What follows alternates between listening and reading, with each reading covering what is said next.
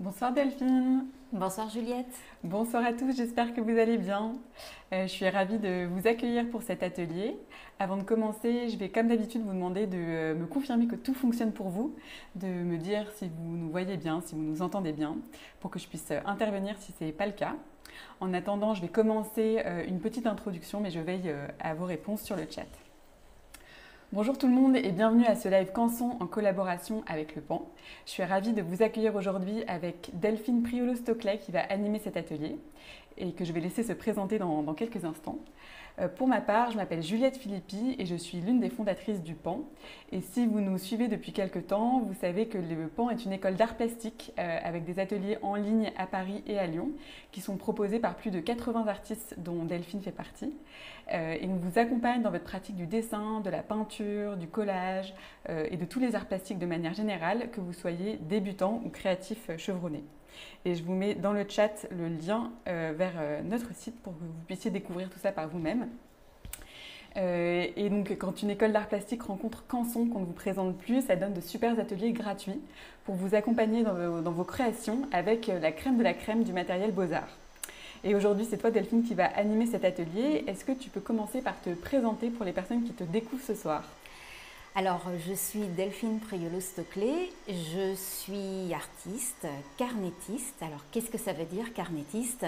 Ça veut dire que je dessine sur le vif, in situ, en ville, beaucoup, parce que c'est un de mes sujets de prédilection. Aussi un peu dans la nature, avec notamment des marines. J'aime bien dessiner les rochers, les bords de mer. Et je fais ça tout près de chez moi ou bien à l'autre bout du monde, voilà, en voyage pour ramener des carnets de voyage, des croquis, des aquarelles qui racontent ma vision du monde. Le dessin, c'est ma manière à moi d'appréhender le monde, de le percevoir et de le restituer à travers une narration graphique. Et je suis très heureuse de partager un petit peu de ça aujourd'hui avec vous. Et alors, qu'est-ce que tu nous proposes de faire aujourd'hui ? Alors aujourd'hui, on va travailler sur comment rendre une atmosphère urbaine. Alors on ne va pas être sur le vif, mais on va faire comme si on y était. Je vais vous emmener en Thaïlande pour que vous puissiez après, dans le cadre d'un voyage, d'un déplacement, voilà, d'une aventure, sortir vos aquarelles dans la rue et puis vous amuser sans vous prendre la tête pour raconter la vie, l'espace urbain, le grouillement, les flux, les interactions, sans avoir peur de vous tromper ou de mal faire, avec une approche décomplexée, libre, libérée et surtout très joyeuse. Donc on va faire ça aujourd'hui ensemble. Le but du jeu, c'est d'avoir de l'énergie et de s'amuser surtout. Quel beau programme. Et alors, quel matériel tu vas utiliser pour ce live ? Alors, je vais utiliser un matériel Canson, notamment un papier de la gamme XL, voilà, qui est présenté dans un carnet à spirale, ce qui est assez pratique parce que comme ça s'ouvre bien. C'est un papier lisse avec un grain assez fin qui est très agréable. On va travailler à l'aquarelle. C'est une aquarelle d'Aller-Ronet, aquafine, qui est présentée en format voyage, donc qui est légère, avec une palette intégrée. C'est une chouette combinaison de couleurs. Je vais travailler avec des pinceaux ronds, comme ça, qui sont des pinceaux d'Aller-Ronet de la gamme Aquafine. Et on va pimenter un petit peu cette aquarelle avec de la ligne. Et pour ça, j'aime bien ces crayons-là, qui sont les crayons graphite aquarellables de la marque Lyra. Moi, j'utilise les 8B et vous allez voir qu'ils sont très, très pratiques et très, très bien pour ce qu'on va faire parce qu'ils nous permettent notamment de dessiner directement dans l'eau. Et on va parfois un peu corser la couleur de l'aquarelle avec des crayons de couleur, voilà, toujours de la même marque, la marque Lyra. Donc en combinant tout ça, on va obtenir une technique mixte qui va rassembler l'aquarelle, le graphite et le crayon de couleur pour avoir une aquarelle un peu peps, un peu spicy, comme on peut trouver en Thaïlande, puisque c'est là que je vais vous emmener aujourd'hui avec moi. Est-ce que tu peux nous montrer les crayons de couleur qui sont un peu cachés dans le plan de travail? Alors, ils sont cachés, les crayons de couleur. Ouais. Attendez, je vous en sors quelques-uns. Je vous en sors quelques-uns. Voilà, donc En plus, ils sont très sympas, ils sont chouettes à prendre en main, ils ont un joli design. Donc c'est Lyra et c'est la gamme Rembrandt Polycolor. Voilà. Ok, trop bien.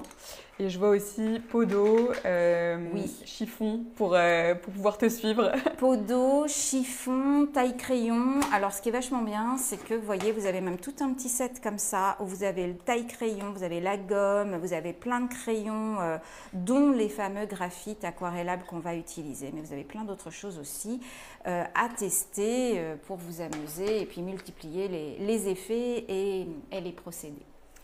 Très bien. J'ai l'impression qu'on n'a plus qu'à se lancer. Et oui. Alors peut-être, avant de rentrer vraiment dans le vif du sujet, je vous précise deux, trois petites choses. La première, c'est que vous pouvez participer à un jeu concours pour tenter de gagner le matériel qui est utilisé ce soir, ainsi qu'un atelier du pan, et dont je vais vous partager le lien pour pouvoir participer dans le chat. Et la deuxième, c'est que je vous supplie de nous envoyer ensuite des photos de ce que vous avez fait pendant l'atelier, parce que c'est toujours un moment de partage hyper sympa que de voir ce que vous avez pu faire, et vous pouvez le faire sur la page des ateliers Canson, dont je vais aussi vous partager le lien sur le chat. Et alors Delphine, je te laisse la parole pour la suite. Ok, et bah écoutez, immediate boarding for Bangkok. On va faire comme si on y était ensemble. Alors moi j'en reviens, là j'y étais à Bangkok il n'y a pas très longtemps, je suis revenue il y a une dizaine de jours. Vraiment je suis encore complètement dans l'atmosphère et dans l'ambiance. Et je vais vous emmener à Chinatown, à Bangkok, qui est un quartier extrêmement animé, qui grouille de monde, d'odeurs, de couleurs, d'énergie. C'est vraiment un de mes endroits préférés pour dessiner en ville. Chaque fois que je vais à Bangkok, enfin j'ai l'air d'y aller comme ça quand je vous dis ça tous les mois, mais non, j'y vais pas ultra souvent, mais j'y vais régulièrement. Et quand j'y vais, c'est vraiment c'est une halte obligatoire pour moi pour aller dessiner. Donc on va faire ensemble un croquis. Alors, c'est un croquis d'une certaine taille. Vous voyez, ça, c'est une feuille format A4. Donc, le croquis fait à peu près, voilà, un petit peu moins qu'un format A4. Et le but du jeu, c'est vraiment d'obtenir cette sensation, des impressions, quelque chose qui bouge, quelque chose qui est en mouvement, un petit peu comme ce qui se passe dans ce quartier. Le but, c'est vraiment d'être dans une énergie, dans une dynamique qui fait qu'on peut se permettre de déborder, de dégouliner, de couler, de ne pas être dans les clous tout le temps. Et en tout cas, on peut s'autoriser quelques dépassements, quelques franchissements de ligne droite, si je puis dire. C'est pour ça que je vais vous montrer comment contourner un peu les habitudes, c'est-à-dire d'habitude on fait une ligne de contour bien clean, bien propre, puis ensuite on va prendre son aquarelle, on va entre guillemets colorier, puis on va aller de plus en plus, voilà, pour préciser les choses. Mais ce procédé-là, quand on est en ville, c'est un peu compliqué parce qu'en ville, surtout dans ce type de rue, tout bouge. Rien ne reste en place, donc vous ne pouvez pas fixer les choses de manière ferme et définitive. Il va falloir trouver une solution pour que votre dessin puisse évoluer en même temps que le sujet. Et pour ça, c'est sympa de travailler avec des touches et des taches de couleurs qui sont posées pas de manière complètement aléatoire, mais qui sont posées d'une manière assez souple et assez détendue pour qu'elles puissent après juste être rassemblées par une ligne qui elle-même va être posée en mouvement, en fonction du mouvement qui se passe dans la rue. Et puis petit à petit, quand on a commencé par poser les choses, on va fixer quand même certains éléments en précisant, en amenant quelques petits détails, voilà, qui vont contribuer à donner du relief à votre dessin. Donc on va commencer par la couleur. On va ensuite amener la ligne, puis on va revenir avec de la couleur, etc., en montant petit à petit les volumes et puis les valeurs de manière à avoir quelque chose au final qui ressemble à l'ambiance, à l'atmosphère sans forcément faire des fenêtres, faire des balcons, faire je ne sais pas quoi. C'est vraiment une atmosphère globale. Donc vous allez voir, le but du jeu, ça va être de travailler extrêmement globalement tout en même temps. Alors vous remarquez peut-être qu'il y a un bord très net Alors sur ce type de sujet, j'aime bien quand même, c'est un peu psychologique, on n'est pas du tout obligé de le faire, hein, mais j'aime bien me poser une limite nette pour m'éviter quand même de partir un peu dans tous les sens et de me sentir moi-même débordée par mon dessin. Donc je commence par mettre de l'adhésif tout simple, hein, premier prix, voilà, vous trouvez n'importe où. Je mets de l'adhésif tout autour, ça me fait un cadre et ensuite je fais ce que j'ai à faire et à la fin je retire cet adhésif pour obtenir des bords bien nets. Donc là vous voyez, je l'ai déjà positionné. Hein, donc vous voyez, c'est vraiment l'adhésif tout simple et on va commencer à mettre un peu de couleur. Donc vraiment, je vous invite à faire ça avec moi, en même temps que moi, par rapport au visuel que vous avez normalement devant les yeux. Alors, pour poser cette couleur, moi, je vais utiliser un pinceau relativement gros, hein, je ne prends pas un tout petit pinceau tout fin. Donc ça, c'est le numéro 10 hein, des pinceaux Aquafine de Daler-Rowney. Ce pinceau, vraiment, ça a été une découverte. Je vous en parle 2 secondes avant de commencer parce que avant de penser à cet atelier, je ne connaissais pas cette marque de pinceau. Et donc, j'ai découvert, voilà, en travaillant cet atelier, et ça a été une révélation pour moi. Je cherchais un peu mon pinceau idéal, et franchement, je crois que je l'ai trouvé avec ce pinceau. D'ailleurs, j'ai testé tout ça avant d'aller en Thaïlande, et du coup, je l'ai même emmené avec moi. Alors, vous voyez, ça, c'est la version neuve. On voit encore les écritures dessus, il est tout beau, tout clean et tout. Et ça, c'est ma version après 3 semaines de voyage en Asie. Donc, on voit, il a un petit peu, voilà, il a un peu vécu, mais il est toujours aussi bien. Il absorbe bien l'eau, il fait une belle pointe, il est extrêmement vif et nerveux, très agréable à utiliser. Donc, on va utiliser ce pinceau. N'ayez pas peur des gros pinceaux. Moi, je vois souvent mes élèves ont un peu la trouille d'utiliser des pinceaux un peu gros. Non, on va toujours du pinceau le plus gros au pinceau le plus fin. Hein, c'est toujours dans ce sens-là. Un gros pinceau, ça va vous obliger à une touche franche, dynamique et pas à faire des tout petits détails qui servent à rien, en tout cas au démarrage. Donc, j'humidifie bien mon pinceau. Voilà, je me fais un petit peu de place et je vais commencer à matérialiser un peu à l'aquarelle des zones colorées qui correspondent un peu à ce que je vois. Je ne fais pas complètement au hasard, mais en même temps, je ne cherche pas à être ultra précise. Et si vous regardez, j'essaye vraiment d'être dans quelque chose, dans une gestuelle souple, pas faire des petits gestes comme ça stressés, systématiques. Je fais danser la couleur, c'est vraiment cette approche-là, faire danser la couleur avec un beau geste, pas un geste tout étriqué. Et d'ailleurs, je ne tiens pas mon pinceau comme ça, tout au bord, en faisant bien précis. Non, je le tiens plutôt loin. D'ailleurs, ce pinceau est bien aussi parce que le manche est relativement long. Je le tiens plutôt loin et je joue avec la pression que je vais exercer sur la pointe pour avoir des touches et des taches qui sont différentes, qui sont vivantes, qui interagissent pas une espèce de semis de petites tâches systématiques et toutes pareilles. Donc là, bon, c'est pour évoquer un peu les lanternes. Ça ne tombera pas forcément à la bonne place, mais on s'en fiche complètement. Je vais amener un petit jus pour travailler un petit peu les couleurs des façades. On s'en fiche si ce n'est pas exactement pareil. Voilà. Alors, c'est des couleurs vraiment qui sont très intenses, hein, bien pigmentées, donc ça c'est assez agréable à utiliser.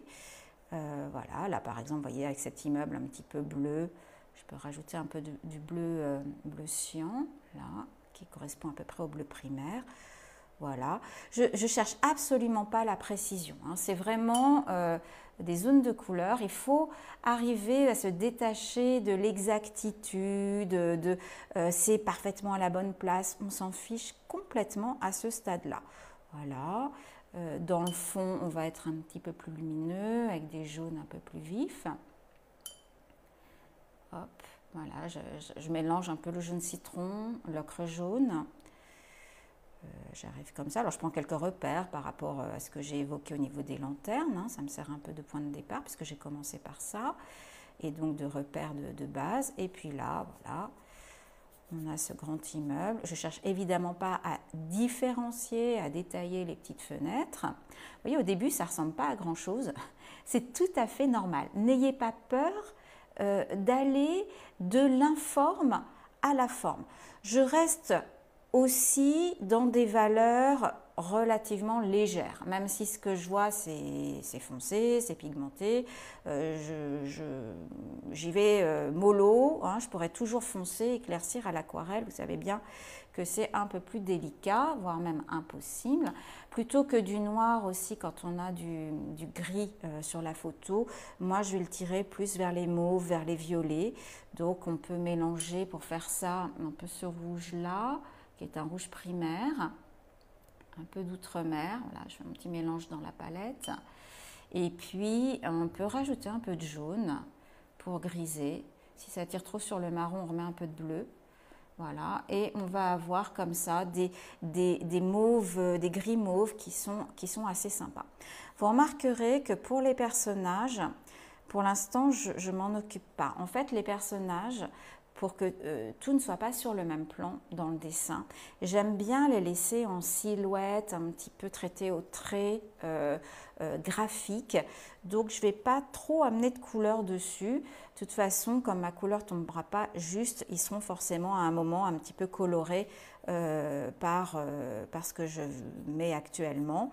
Mais je ne pense pas à cette couleur-là en fonction des personnages. Voilà, donc là je matérialise un peu plus le sol.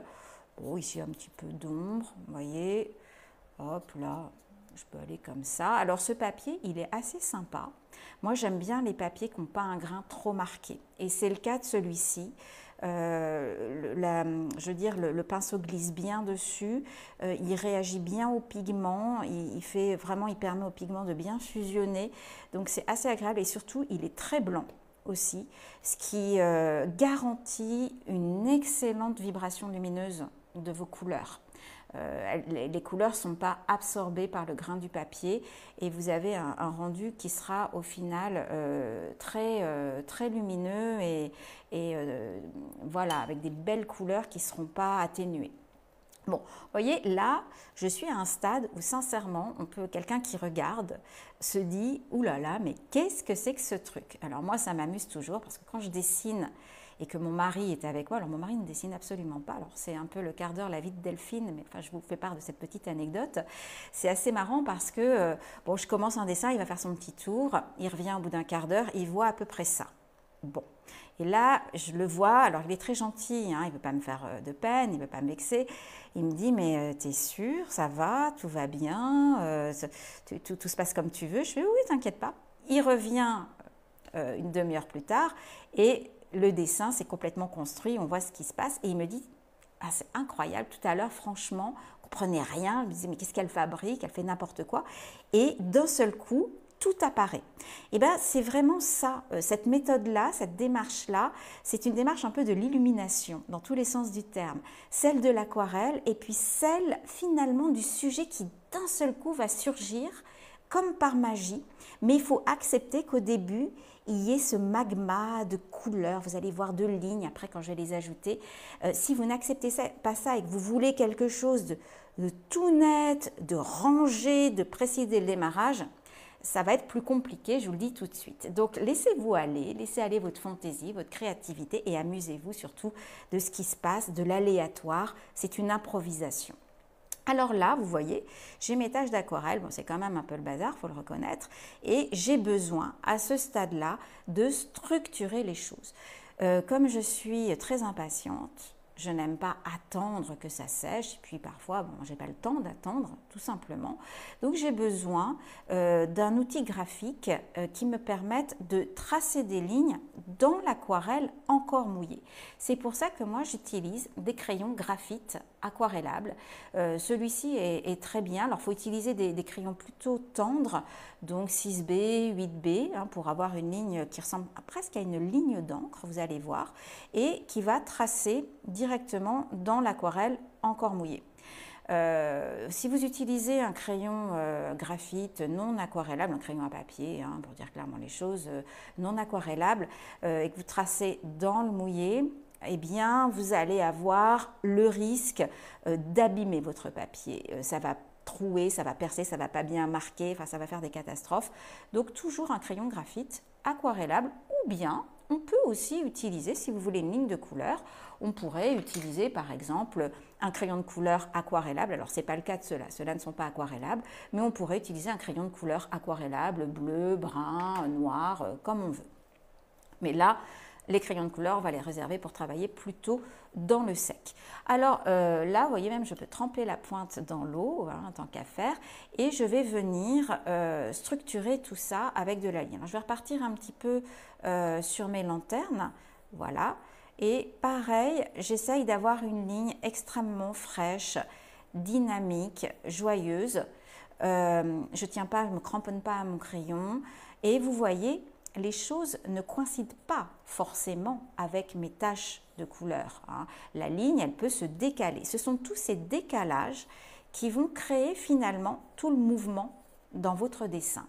Et c'est très amusant justement de voir que où que soient placées vos tâches au démarrage, eh bien ça marchera toujours. Et puis vous verrez, après on reviendra avec la couleur pour venir redéfinir certains espaces. Mais en attendant, vous voyez, avec la ligne, je ne me préoccupe même pas après tout de ce qu'il y a en dessous. Je viens juste préciser, voilà, hop. Et puis, je peux passer d'une lanterne à une petite silhouette. Vous voyez, le monsieur avec sa petite chemise bleue derrière, au fond. Voilà, je l'amène en silhouette, comme ça. La dame, là, avec son masque. Alors ça, c'est une photo que j'avais prise il y a quelques années. Il y avait encore pas mal de masques dans les rues. Voilà. Hop, elle est comme ça. Là, derrière, il y a ça. Je passe directement aux auvents des magasins. Là, vous voyez ici, vient se connecter là, le casque du monsieur, de la personne qui est sur son scooter.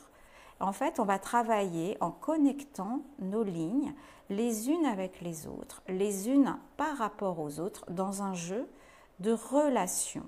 Relations entre les différents éléments qui composent le sujet et relations entre la ligne et la couleur. Donc ça, c'est vraiment un procédé important, enfin une approche, dans l'approche est très important, c'est de tout penser en relation. Vous remarquerez aussi une petite parenthèse que les têtes des personnages sont alignées. J'ai pris ma photo, j'étais debout, les gens sont debout ou en scooter, ça équivaut à un personnage debout en fait. Et donc ça veut dire qu'on a les yeux tous au même niveau. Moi j'ai les yeux à peu près au même niveau que les gens, même s'il y a des gens un peu plus grands que moi ou un peu plus petits. Par convention, on va dire qu'on a tous les yeux au même niveau. Dans votre dessin, faites attention à ce que les personnages qui sont devant, au premier plan, aient la tête au même niveau que les personnages qui sont derrière. Si j'ai positionné la tête de mon personnage, là, de ma petite silhouette à la chemise bleue, à ce niveau-là, eh bien ça veut dire que la tête de la dame qui est un petit peu coupée au premier plan va aussi être à la même hauteur sur le dessin, plus grosse mais à la même hauteur. D'ailleurs je vais la positionner, elle est là et vous le voyez sur le visuel, hein, si vous prenez une règle ou quelque chose, vous allez voir que vraiment les têtes sont toutes à la même hauteur, que les gens soient près ou loin. Donc voilà, là elle est comme ça, on ne rentre pas dans le détail, on va les laisser en silhouette les gens. Ici on voit que le haut comment dirais-je, de la bâche se connecte à peu près ici.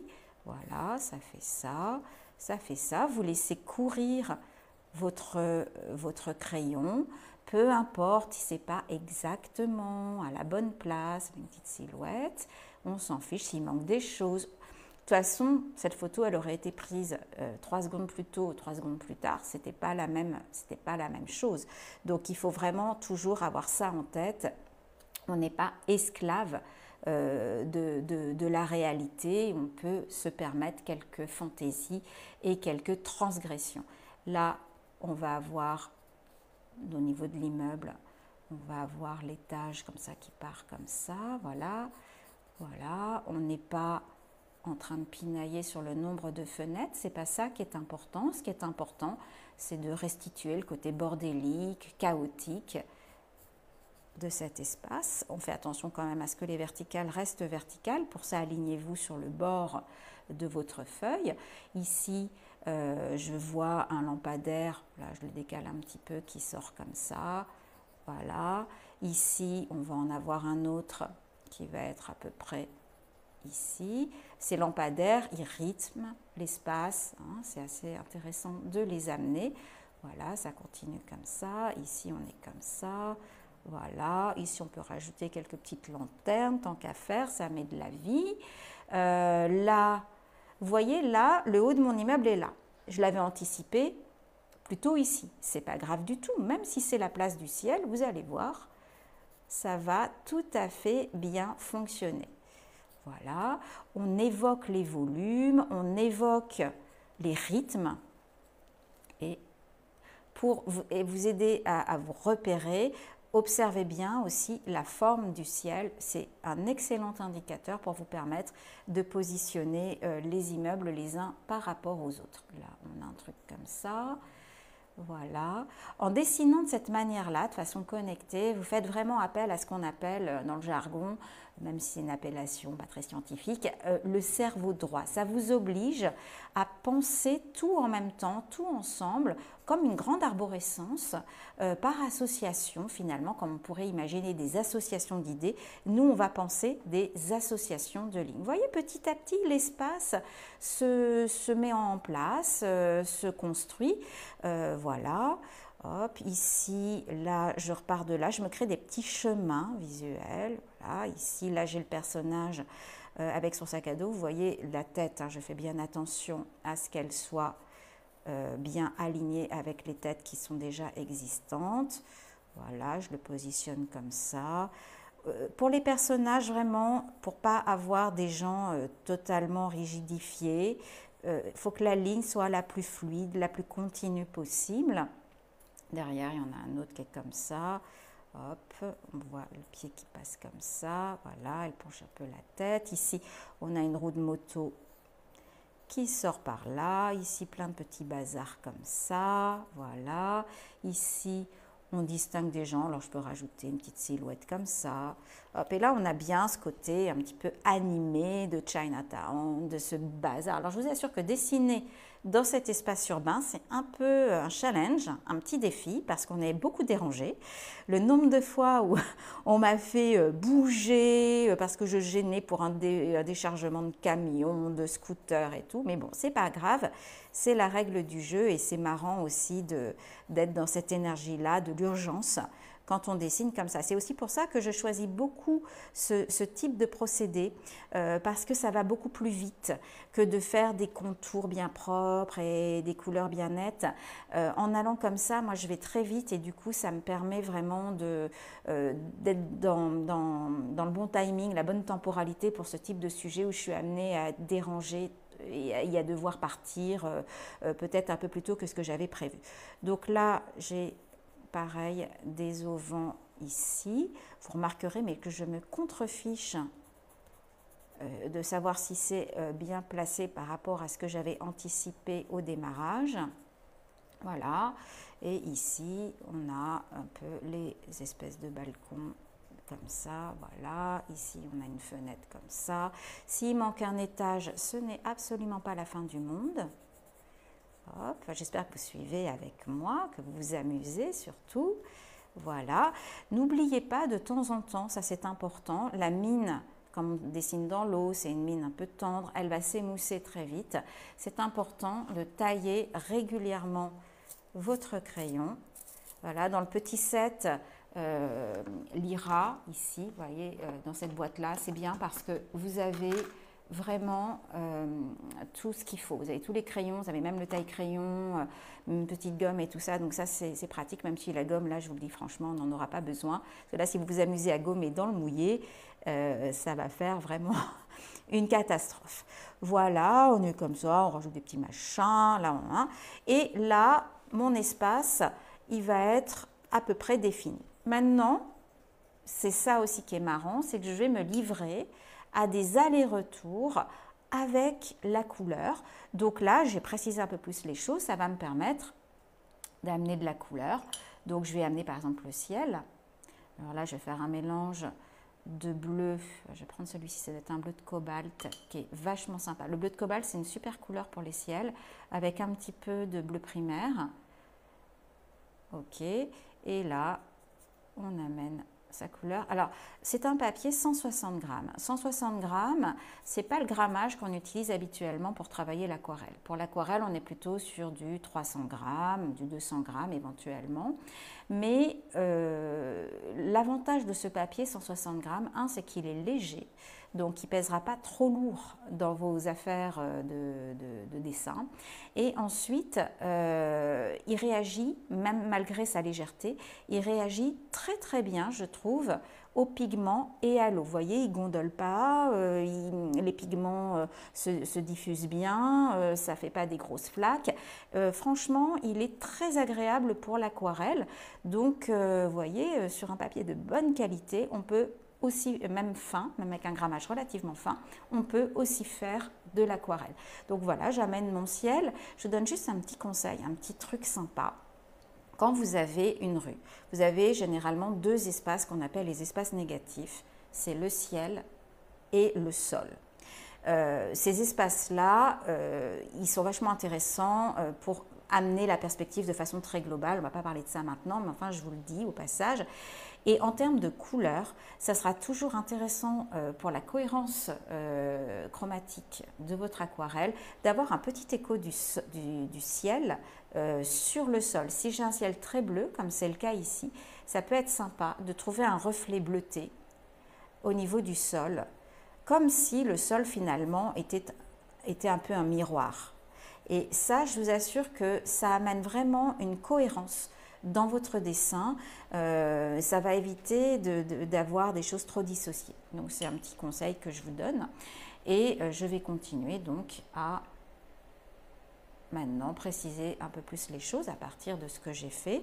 Donc là, par exemple, ici, on va avoir des zones d'ombre. Alors pour les ombres, pour les zones vraiment d'ombre, faites attention à ne pas tout boucher, à rester bien transparent, même si c'est pigmenté. Si vous utilisez un gris ou un noir, faites attention à toujours le mélanger avec une couleur, par exemple un bleu, ou un rouge ou quelque chose, mais ne l'utilisez pas pur. Si vous l'utilisez pur, ça sera plus plat, ça sera moins intéressant chromatiquement. J'ai une petite question pour toi, Delphine. Bien sûr. De la part de Marie-Agnès qui se demande quelle est la différence entre le pinceau que tu utilises et un pinceau à la-vie. Alors, il n'y a pas une grande différence. Le pinceau à la vie, c'est un pinceau monté avec une forme ronde, comme celui-ci, la virole est ronde. Et puis, on a un montage rond, voilà, avec une pointe ronde assez fine. Le pinceau à la vie, généralement, ce sont des poils en petit gris qui forment une très grosse réserve d'eau. Ça fait une très très grosse réserve d'eau et donc ça permet de libérer l'eau de l'aquarelle progressivement. Ces pinceaux-là ne sont pas franchement des pinceaux à la vie, parce que généralement le pinceau à la vie a un ventre plus important, mais il a à peu près les mêmes caractéristiques, c'est-à-dire qu'il va absorber également beaucoup d'eau et il va libérer l'eau graduellement, progressivement, quand on va déposer la couleur. Donc, ce n'est pas un pinceau à la vie au niveau de sa forme traditionnelle, au niveau de la texture des poils, du type de poils, mais il va avoir à peu près les mêmes propriétés. Ça, ce sont des poils synthétiques mélangés à quelques poils de martre, ce qui lui donne une très grande nervosité. Maintenant, les pinceaux à la vie, vous avez des poils, bon, le petit gris traditionnellement utilisé, vous avez maintenant beaucoup de pinceaux à la vie qui sont faits avec des poils synthétiques, parce que, ben voilà, c'est mieux pour les animaux quand même, et ils ont une très bonne réactivité, les poils synthétiques. Moi, j'utilise plus que ça, et celui-ci s'en est. Voilà. Et franchement, il est nerveux, il est vif, encore plus qu'un pinceau à la vie traditionnel. Moi, sincèrement, je préfère ça à un vrai pinceau à la vie. Voilà, en gros, la différence et les ressemblances aussi. Est-ce qu'il y a d'autres questions, Juliette, peut-être ? Non, mais merci pour tes précisions parce qu'elles sont très claires. Ok, alors là, je reprends voilà, je dégage un peu mes zones d'ombre parce que dégager les ombres, ça permet vraiment de trouver un petit peu le relief et assez paradoxalement, on peut trouver ça un peu paradoxal, mais ça permet aussi de mieux visualiser la lumière. Alors, c'est assez bien d'être un peu myope quand on travaille de cette façon-là. Pourquoi? Parce que quand on est un peu myope, on ne voit pas les choses tout à fait nettes. On les voit plus comme des vibrations. Là, c'est vraiment ça. Et n'essayez pas de décortiquer. Ah oui, alors ça, c'est quoi? Et puis ça, c'est quoi? Non, c'est vraiment très impressionniste.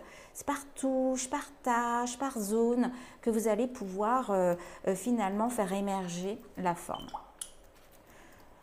Alors, vous remarquez aussi peut-être dans mon approche que je pratique l'art de la navigation. Je n'aime pas du tout le bateau, mais j'aime bien naviguer dans mon aquarelle.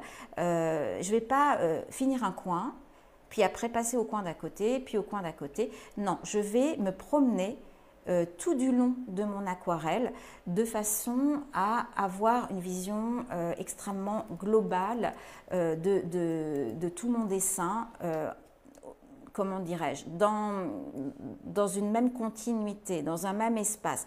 Je ne peux pas avoir un truc fini et rien à côté, c'est pas possible. Là, je vais avoir plein d'incohérences. Donc, un coup je vais là, un coup je vais là, et tout se fait finalement en même temps, et tout se terminera en même temps.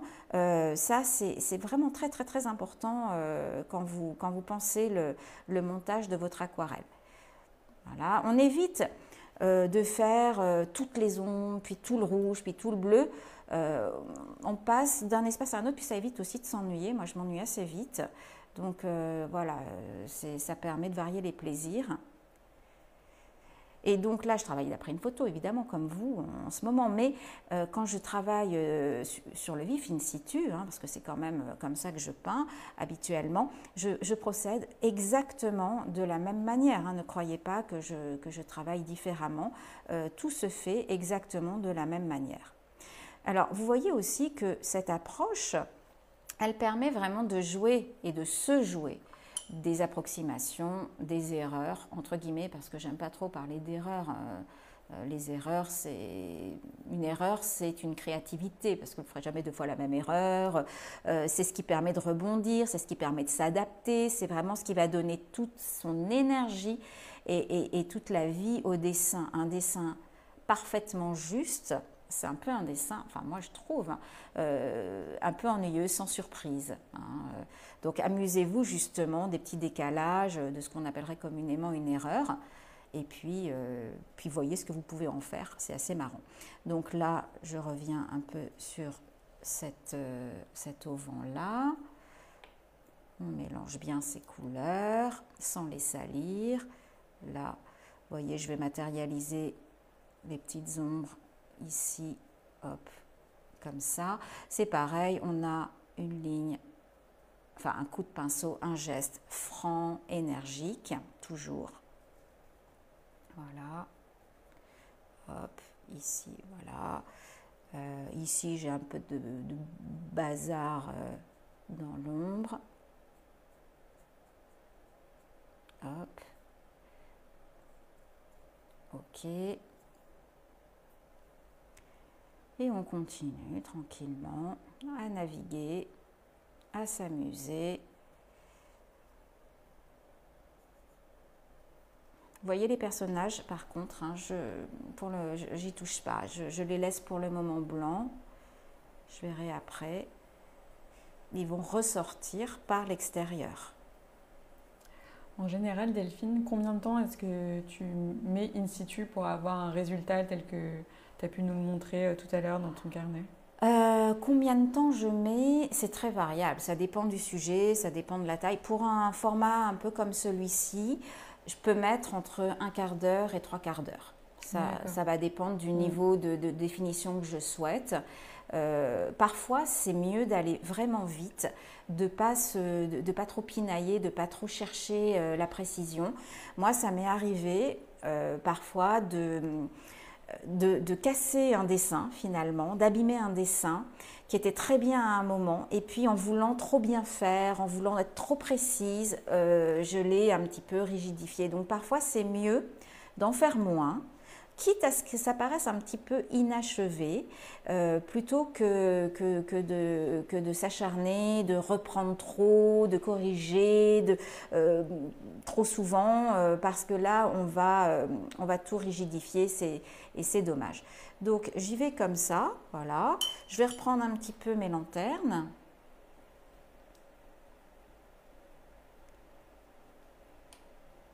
Quand même qui sont assez importantes dans ce sujet. Pour les rendre un peu plus orange, je peux mettre du jaune dedans à certains endroits. Voilà, ici il se passe des trucs comme ça. Ok. Au niveau du sol, je vais amener quelques ombres portées au sol. Alors le rouge, il est tellement pigmenté, ce qui est plutôt une qualité pour l'aquarelle, qu'il faut faire attention quand vous le prenez parce que il va vite prendre le pas sur les autres couleurs. Alors, vous voyez, les ombres, beaucoup d'eau, du geste. Voilà. Je reviens ici, préciser un petit peu là ce qui se passe au niveau de cette roue. Ok. Ça, je le laisse un peu en silhouette. Voilà. Les cartons, j'insiste pas trop. Ici, je vais dégager un peu plus ce personnage. Voilà, avec un petit peu de trucs comme ça. Et puis, vous voyez, à ce stade-là, on a vraiment, moi, ce que je souhaite montrer, à savoir de la vibration, du mouvement, de l'énergie. Mon sujet, c'est pas de dessiner des études d'anatomie anatomique de personnages ou de faire du design de scooter dans le moindre détail. C'est vraiment de raconter l'énergie. Une fois que j'ai ça, je me dis, bon, ok, j'ai travaillé avec mon graphite et tout, mais ça pourrait être intéressant maintenant de venir renforcer certaines choses au crayon de couleur pour amener encore plus de peps, de vie, de graphisme. Et donc là, bon, c'est pas tout à fait sec, dans l'idéal, il faudrait que j'attende que ça sèche un petit peu, mais je peux venir, avec les crayons de couleur, renforcer donner un peu plus de corps et de consistance à mon aquarelle. Alors, je vais quand même attendre un tout petit peu que ça sèche parce que sinon, le crayon de couleur, je vais aller dans les zones qui sont déjà sèches, le crayon de couleur risque quand même de ne pas bien marquer. Et ce qui est sympa dans cette technique mixte crayon de couleur aquarelle, c'est que ça se marie très bien, c'est pas artificiel, ça ne fait pas rajouter. Le crayon de couleur, vous allez voir, il ne va pas être très perceptible en fait, vous n'allez pas beaucoup le voir. Quelqu'un qui ne sait pas qu'il y a du crayon de couleur ne va pas forcément s'en apercevoir. Mais vous, ça va donner vraiment du caractère, du peps à votre aquarelle. Donc là, je viens avec ce kaki là qui est très sympa. Alors, c'est un super bel assortiment. Je crois qu'il y en a 48 couleurs dans cette boîte. C'est quand même un assortiment qui est très complet et qui permet d'avoir un beau panel de couleurs. Et vous pouvez même travailler un peu ton sur ton. Ça va faire vibrer votre aquarelle. Là, vous voyez, je peux amener même le crayon de couleur en première intention sur le papier blanc et je pourrais éventuellement revenir après à l'aquarelle dessus. Ça aussi, ça marche très bien de procéder dans cet ordre-là. Je vais prendre un petit peu de bleu là. Voilà. Ok. Et toujours, on navigue bien dans l'espace de son dessin. Le crayon de couleur aussi, ça peut, dans certains cas, plutôt que d'utiliser un petit pinceau tout fin à l'aquarelle, ça peut vous aider à amener un peu de définition, de précision. On peut travailler avec des trames. C'est une technique extrêmement polyvalente. Alors si je mets les mains dans le mouillé, ça ne va pas. Voilà. Ok. Là, je peux revenir avec mon graphite. Alors, vous voyez, au bout d'un moment, ce qui se passe, hein, j'ai 12 crayons dans une main, un pinceau et un graphite dans l'autre. Mais j'adore cette possibilité de jongler avec tout mon matériel, d'être un peu femme orchestre, hein, si je puis dire. Voilà. Très bien. Alors, est-ce que mes lanternes finissent par sécher? Parce que j'aimerais bien raviver un peu le rouge.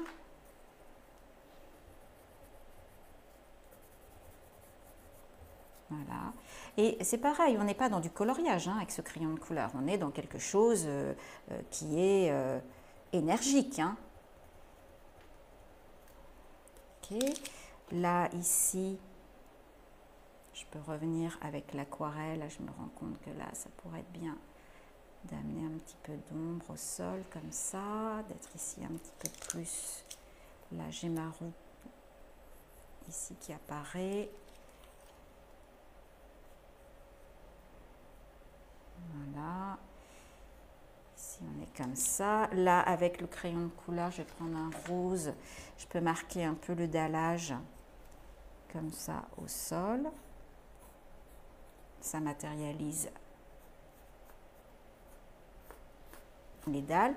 Et là, surtout, ce qu'il ne faut pas oublier dans un sujet comme celui-ci, je pense que vous en avez bien conscience, c'est tout ce bazar de fils électriques qui est extrêmement présent hein, dans cette photo, dans ce paysage thaïlandais.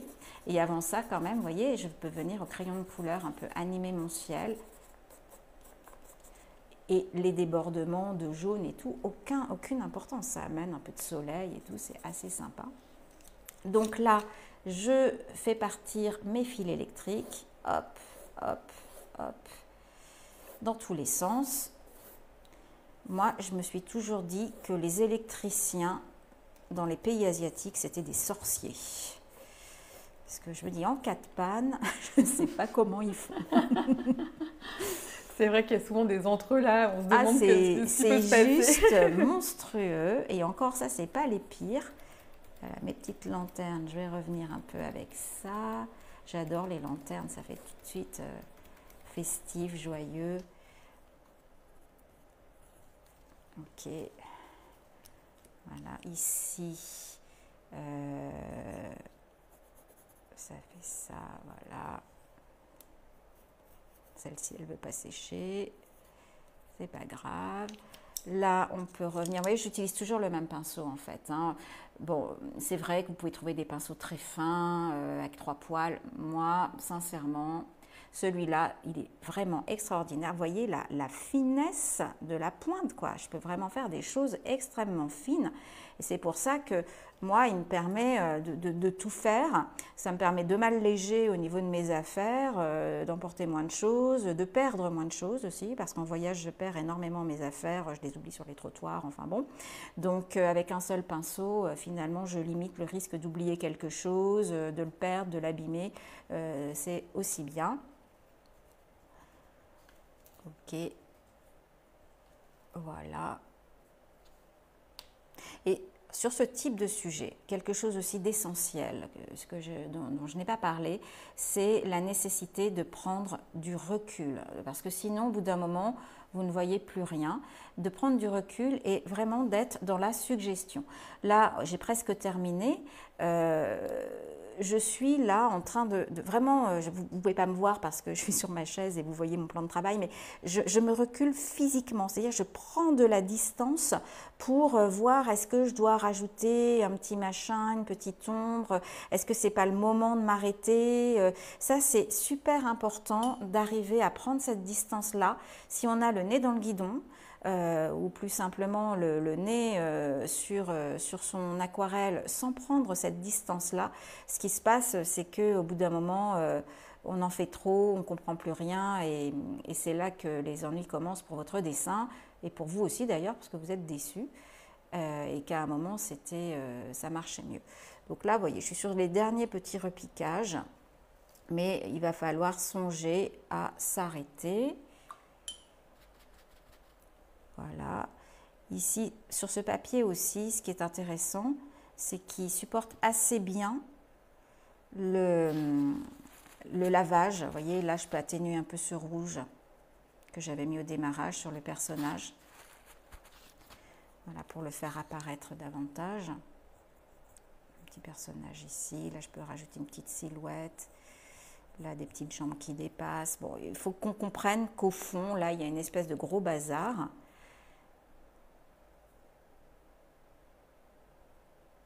Voilà. Ici, je vais mettre un petit vert assez vif. Là. Hop. Vous pouvez illuminer avec quelques petites touches plus vives. Voilà.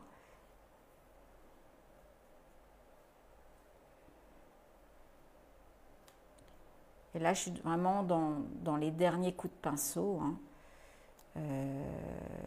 Ok, donc là, on a ça comme ça. Et vraiment, au bout d'un moment, ce qui va compter, c'est cette suggestion. On n'est vraiment pas, hein, j'insiste beaucoup là-dessus, sur un dessin précis, cerné, contourné.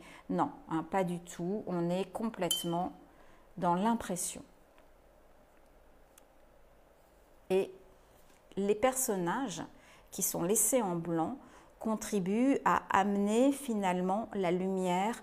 Et imaginez si j'avais fait les personnages en couleur. Il y a déjà tellement de bazar, tellement de choses qu'on n'aurait absolument plus rien compris. Ça aurait été compliqué. Je vais juste rajouter une petite lanterne ici. Vous voyez, même c'est assez, on peut faire quelque chose d'assez couvrant à l'aquarelle, c'est tout à fait permis pour amener un petit peu plus de, voilà, de relief, dégager un peu, hop,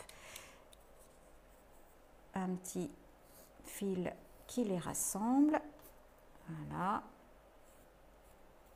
ok,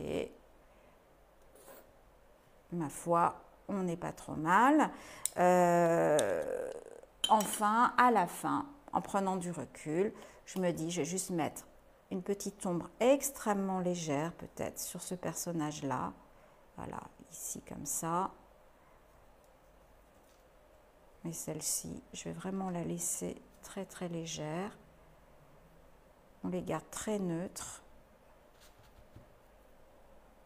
Là, je réouvre un tout petit peu un blanc ici.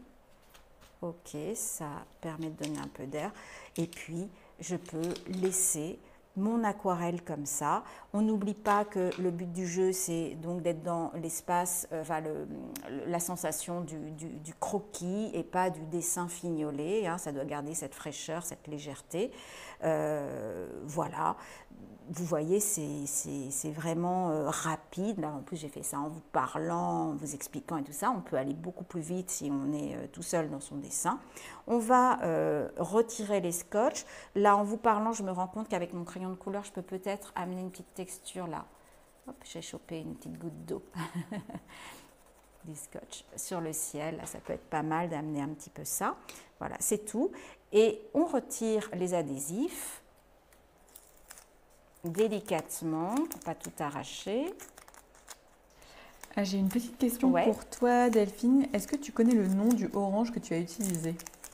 Le orange, celui-là ou celui-là, parce que j'ai fait des mélanges pour faire du orange. Là, j'ai un rouge vermillon, Ouais. ça c'est sûr. Ce jaune, est-ce que ici... Ah bah regardez, ici sur la boîte, ce qui est très bien, il donne, c'est génial d'avoir fait le nuancier comme ça sur le packaging en fait, parce que vous avez le nom des couleurs ici. Vous pouvez, si vous procurez cette boîte, qui est, franchement j'insiste, elles sont très pigmentées, elles sont super agréables à utiliser ces aquarelles, vous pouvez découper le petit nuancier et vous le gardez quelque part dans votre trousse, comme ça vous pouvez retrouver vos couleurs facilement. Donc, si je résume, ici vous avez le jaune citron, c'est le jaune primaire. Ici vous avez le jaune de cadmium. Ici vous avez un jaune qui est un peu orangé, qui est la gomme goutte. Voilà, donc citron, cadmium, gomme goutte. Et là vous avez le vermillon, rouge de cadmium, cramoisi d'alizarine, qui serait à peu près l'équivalent du rouge primaire. Merci beaucoup, Delphine. Voilà. Donc, je retire délicatement l'adhésif. C'est là qu'on voit apparaître en fait son dessin, d'une certaine façon. Voilà, normalement, ça n'arrache pas le papier, sauf là un petit peu, c'est pas très grave. Hop, voilà. Quand ça arrache le papier, on peut, avec le plat de l'ongle, et comme c'est un papier de bonne qualité, vous allez voir, ça ne se verra plus du tout, avec le plat de l'ongle, on écrase la fibre du papier et, ni vu ni connu, le papier retrouve sa forme initiale et voilà, vous avez une aquarelle urbaine, amusante, dynamique, vivante, joyeuse, qui peut se faire assez rapidement et en étant complètement dans la perception. On est vraiment dans... On n'est pas dans une abstraction un peu mathématique, un peu intellectuelle quand on fait ça. On est vraiment au contact des odeurs, des sons, des couleurs, de l'espace et on monte tout ça ensemble. Vous remarquerez que tout s'est fait en même temps. Hein. Au démarrage, bon, pendant les 3 premières minutes, c'est que des taches de couleur, mais après, quand on commence à travailler la ligne, tout se monte absolument en même temps. Merci. Alors, je profite des dernières minutes qu'on a pour te poser quelques questions. Donc, quelle couleur est-ce que tu as utilisé pour le gris mauve qui te sert d'ombre ? Pour faire un beau gris mauve, vous avez plusieurs possibilités. Moi, j'aime bien partir du bleu, non, c'est pas du tout celui-ci, du bleu outre-mer. Je vais vous montrer, je vais tourner ma page délicatement. Donc, on peut partir du bleu outre-mer et rajouter dedans un petit peu de vermillon. Alors, je ne vous cache pas que moi, au bout d'un moment, je finis par faire des patouilles sur ma palette, mais je vous donne quand même la recette. Donc, bleu outre-mer plus vermillon. Ça marche plutôt pas mal. Vous pouvez avoir un gris un petit peu moins mauve, mais très intéressant aussi, tout simplement en prenant le bleu primaire plus le vermillon. Ça fait un gris un peu différent, qui est super beau aussi pour des ombres. Donc ça, c'est bleu primaire plus vermillon. En gros, quand vous mélangez un bleu et un orange, le vermillon, c'est du orange, hein. C'est pas du rouge, contrairement à ce qu'on croit. Un bleu et un orange, vous obtiendrez une belle gamme de gris. Ou un bleu et un marron. Aussi, vous pouvez obtenir un très beau gris. Donc, par exemple, outre-mer plus terre de sienne brûlée. Vous allez obtenir un gris froid. Alors, ça va dépendre du dosage de bleu, hein, mais un très beau gris froid aussi. Vous voyez, qui peut être magnifique dans certaines ombres. Moi, je navigue entre ces 3 mélanges-là, en fait, pour faire mes ombres. Ça, c'est outre-mer plus sienne brûlée. Voilà, je vous ai donné mon petit nuancier de gris d'ombre. Super. Eh bien, merci beaucoup, Delphine, pour tous les conseils que tu nous as partagés. Ça pleut de messages très enthousiastes sur le chat que je te partage un peu, mais on a adoré le mélange entre aquarelle et crayon de couleur, ton approche hyper libre, tous tes conseils qui étaient hyper instructifs. Donc, merci beaucoup pour tout ce que tu as partagé ce soir. On a très envie de voir ce que vous avez fait, donc n'hésitez pas à poster des photos de vos dessins, de vos peintures sur la page des ateliers Canson par la suite. Vous pourrez continuer à regarder cet atelier en replay sur Facebook, sur le site de Canson, sur le compte YouTube du PAN, sur le site du PAN. Enfin, bref, si vous ne le trouvez pas, c'est qu'il y a un problème, mais il sera diffusé en replay pour que vous puissiez le reprendre à votre rythme. Et je précise aussi que vous pouvez continuer à participer au jeu concours qui va vous permettre de gagner le matériel qui a été utilisé par Delphine ce soir, ainsi qu'un cours gratuit au PAN. Il y en a plein qui ont été animés par Delphine, notamment pour reprendre les fondamentaux qui sont très intéressants. Donc voilà, inscrivez-vous à ce jeu concours pour remporter tout ça. Je vous repartage tous ces liens sur le chat et je vous souhaite à tous une très très bonne soirée et à toi aussi Delphine. Merci beaucoup. Au revoir. Au revoir.